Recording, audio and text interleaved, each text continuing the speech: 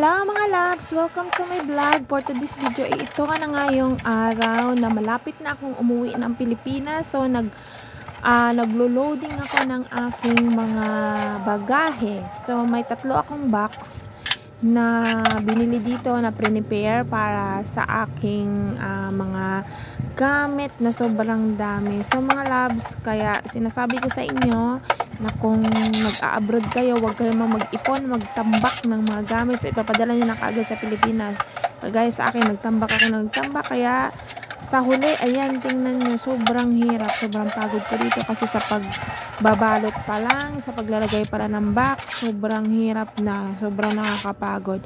Pero ito yung challenge ng life natin na minsan ay yung gumawa tayo ng mabilis at sobrang pagod nga lang. So ayan, tingnan nyo ang aking babox ng aking mga gamit. So nakatatlong box ako dito, nakatatlong balikbayan box, kaya ito, panoorin nyo na.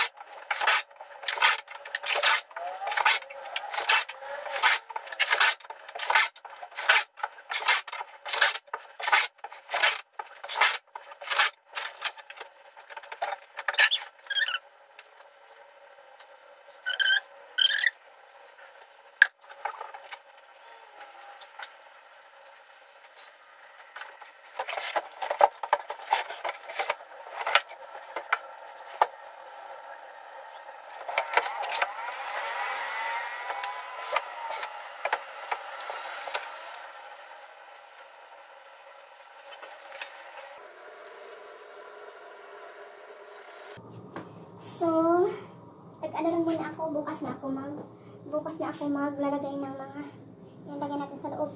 Kasi, sa mga kalahating oras din. Mga kalahating oras. Pag ano pa lang yan, pag assemble pa lang. So, bukas lalagyan na natin ng laman. Bye-bye! Mag-uumpisa na yung bakbakan. Hindi ko alam kung saan ako mag-uumpisa. Dami ba naman dito, my God. Saan ako mag-uumpisa? Dalawang walang laman. At ito na nga mga loves, ay natapos ko na ang 3 box. Yun lang. Bye-bye. Maraming salamat sa panonood.